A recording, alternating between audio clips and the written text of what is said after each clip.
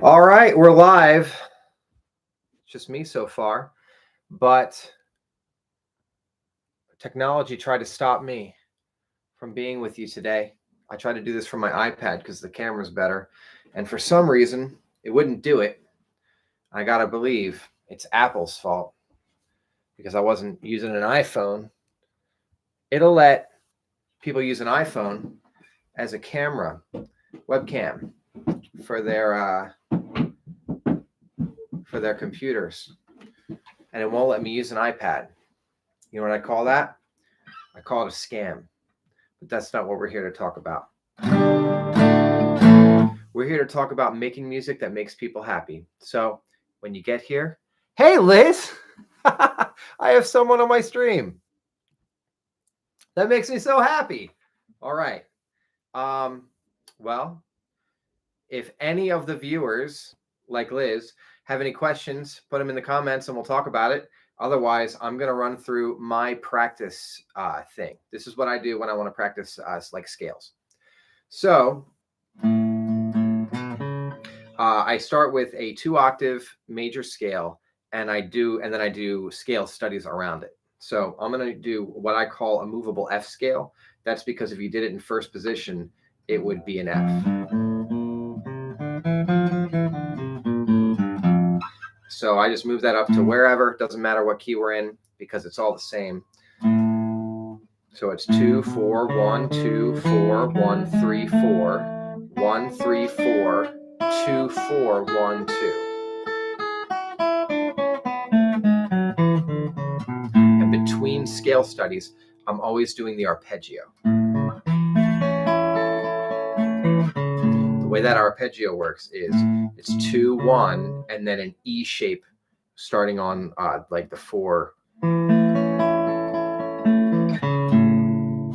If this isn't clear and anyone wants me to go deep on this, then let me know and I'll just do a video with better angles and stuff and crispier video, because this is a 720p thing. Comment if you think I should upgrade my computer and give in to Apple, so that, because that's why they do this. They do this because they want more of my money, and I don't want to give them more money. I'm like, I bought the thing, I wanted to do the thing, and you want me to buy another thing, and you're just going to do the same thing again. You're just gonna say, no, yeah, but you still need one more thing, Billy, and I don't want to buy into it anymore. So after I practice the scale, I do it's kind of like a scale study in thirds. So it's going to be up 3 notes and then down the third.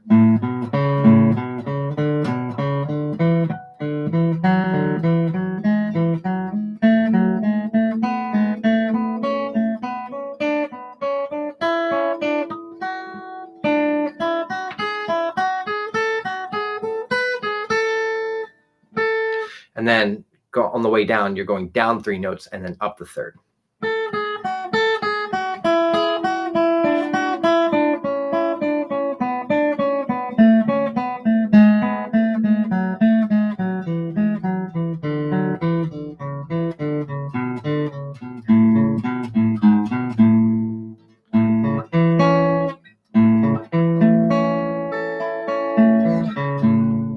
If you hear me mess up, that's why I'm practicing it.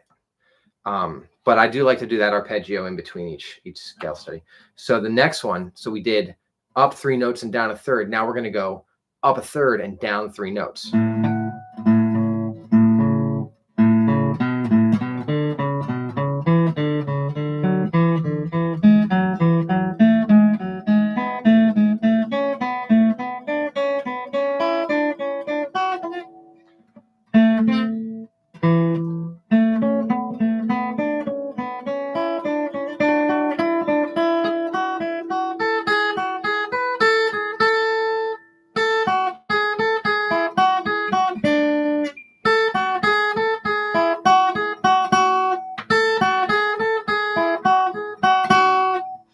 So you see where I get tripped up is it's usually where I need to shift, because between the G string and the B string, I'll have the third interval will be the same fret. And so most of this I'm just picking 4 frets that are like where the scale is, and first finger for the first fret, second finger for the second fret, third finger for the third fret, fourth finger for the fourth fret. But when you get up to where you're going to play successive notes on the same fret, you can't use the same finger unless you're really tricky with barring them. So starting with the second octave.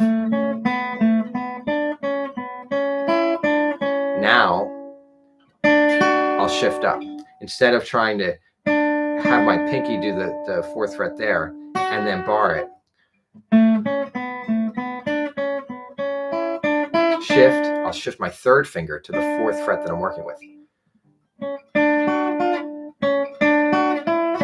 And then I have to shift back down. So shift, shift down. So it's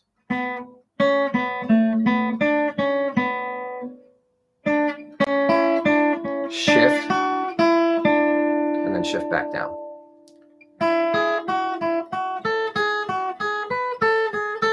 Going down on this version of the study, it's down a third and then up 3 notes. So when we went down on the other one, it was down 3 notes and up a third. This is down a third and up 3 notes.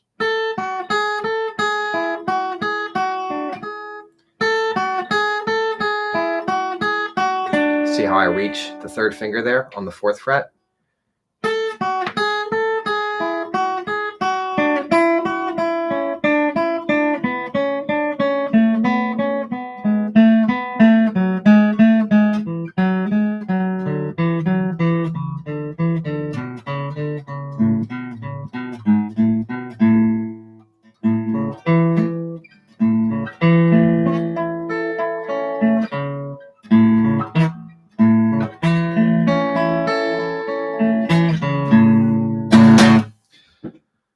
So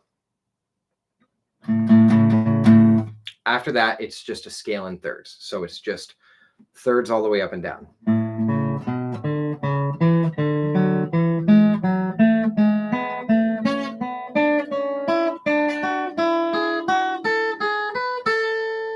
Now, did you see the shift? Shift, shift down.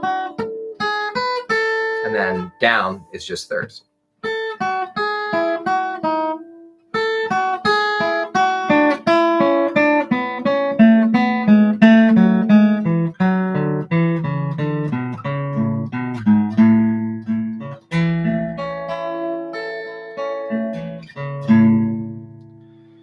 All right, and after I do the scale in thirds, there is, I don't know, let's call it a ditty. There's a little ditty, and this is all from a book that we used when I was learning classical music in school, like in high school. This was like this book that we would do these studies in, and I just did them so many times that I memorized them.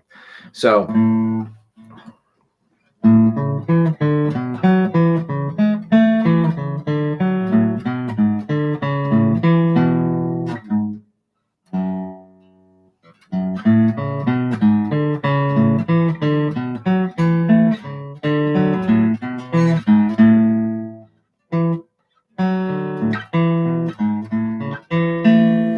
that's it, more or less.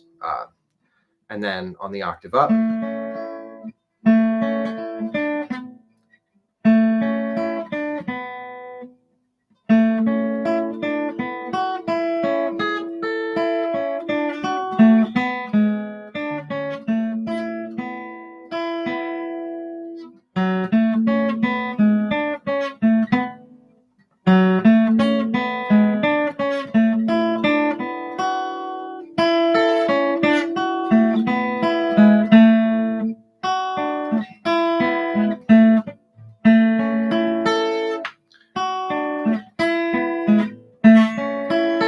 like that. So I do that. That's my little scale study practice. Now I'll do that across that 2-octave F movable scale, like I said, but there's a lot of different movable scales I'll do it with. So let's just say a movable C. So in open position, that would be C in first position. So if I just bring that up, so that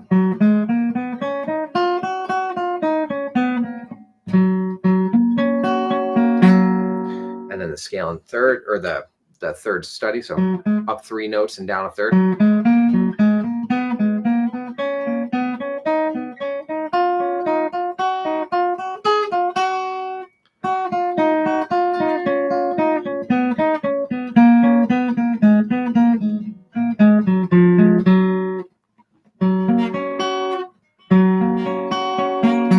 I can sometimes squeeze like extra octaves out of that on the arpeggio. So I'll go.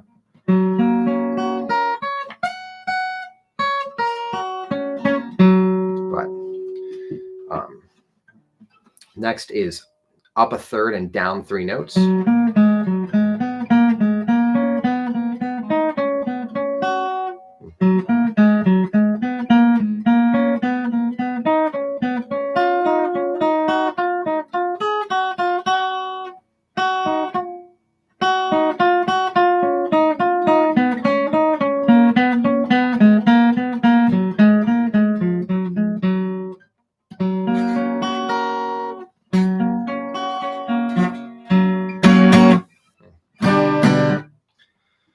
So next is up a third and down 3 notes. Did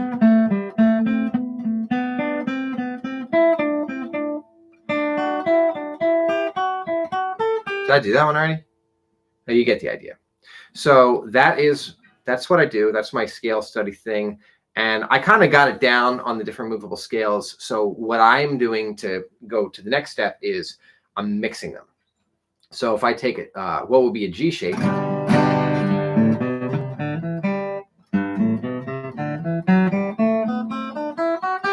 And mixing that with what would be the movable F, but 4G.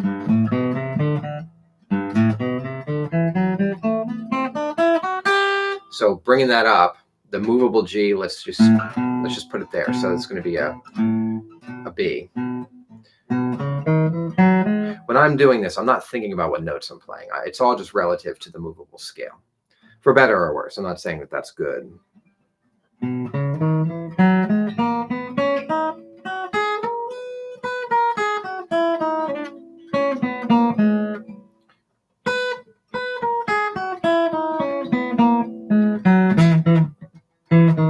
So there's the G shape, and then the E shape is, or F shape.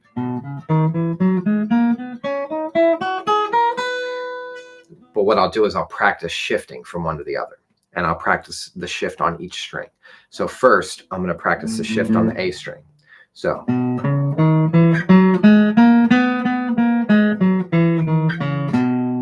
And I'll do all those exercises with that shift.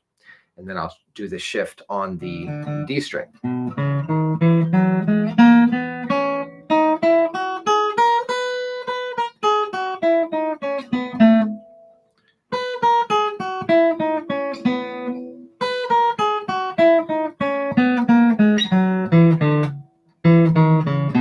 Yeah. See, that's why I'm practicing it, because I don't have it down yet. Next is a shift on the G string.